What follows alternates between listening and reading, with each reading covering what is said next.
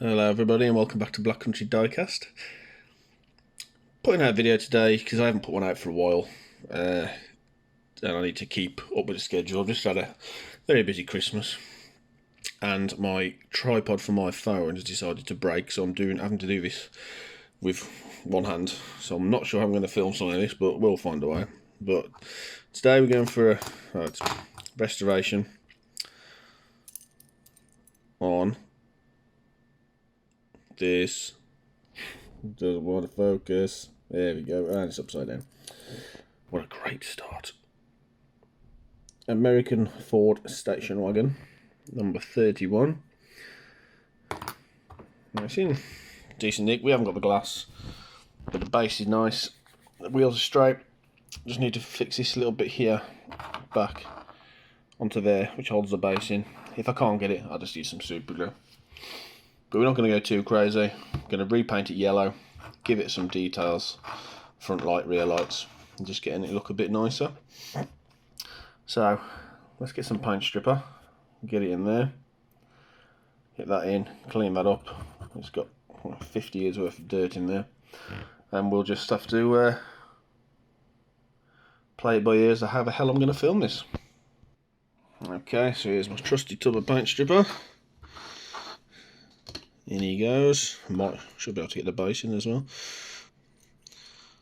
Not going to repaint the base, just going to strip it all down. And I've got, Santa's bought me a nice multi-tool, which I haven't used yet, so I'll get to use that today. Right, I'll pop him in there. Give him a little shaker-rooney. And then I did find that it strips a lot better if you leave the top off and there's some air to it, so we'll just put there on my beard lights. Don't want to lose that little bit.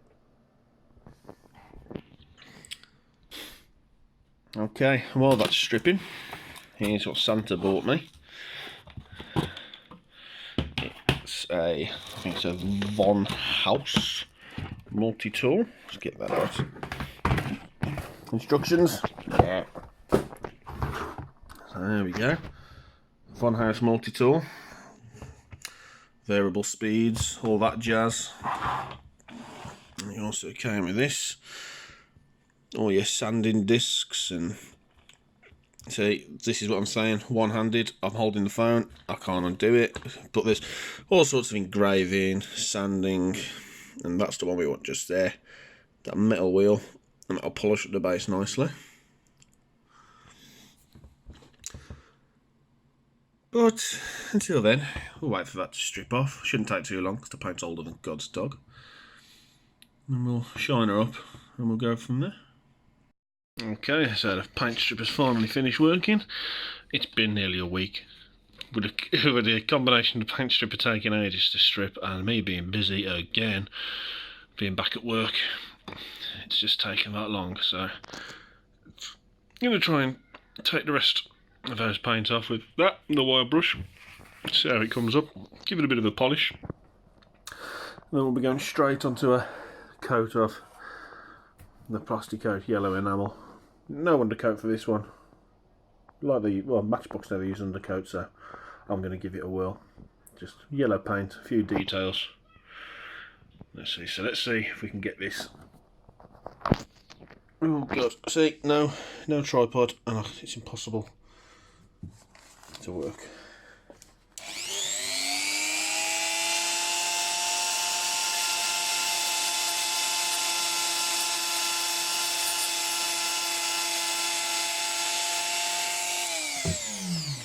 Oh, there you go. There we go.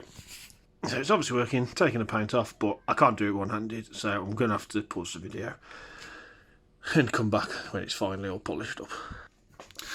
Okay, so I've polished it up. I didn't go mental because, as you can see on these little bits just come flying out of the wheel. That's all that's left of the polishing wheel. And they hurt when they hit you, so I've got rid of bits of paint. So now we're just going to give it a nice coat of the yellow and see how that sits. Hopefully I won't have to use the undercoat, but let's see. Right, so as I said, yellow enamel paint. I'm going to try and do it one-handed. Let's just see how it ends up.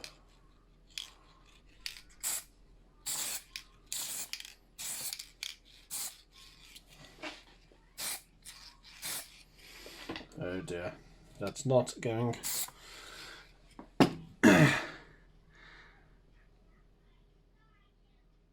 Yeah, that's not brilliant. That's coming off and I'm going to give it some undercoat.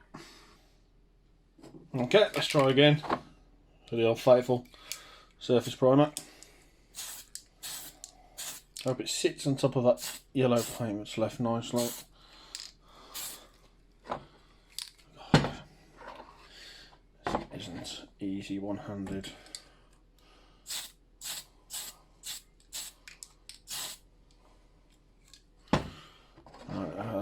I know there's a couple of little specks on the top there, but I'm going to wait. Oh, bloody camera focus. I'm having a mare today. I'm going to wait for it to dry, and then I can give it a bit of sanding and take this hair out here. It's on there. We'll just let it dry, and we'll come back and see where we are and go from there. Okay, so I've taken my little nicks out, sanded it down with a sanding pad. So now we'll get the yellow on. Just give it a quick light coat on camera, and then I'll finish it off. Wait for it to dry. See you back at the desk.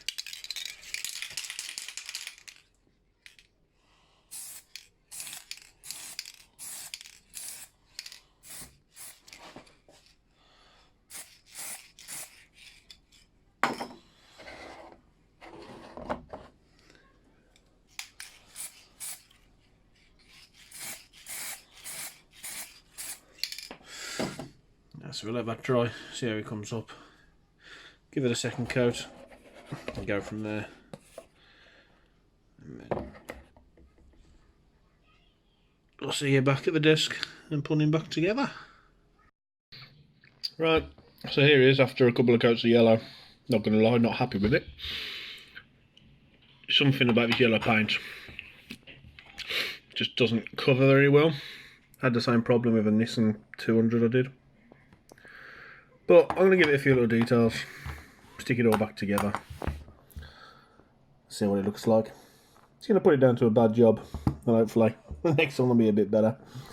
I suppose this is how not to do a Matchbox restoration. So we're done now. Let's have a little look at what the station wagon looked like before. And here is now. It looks better, but it's far from brilliant.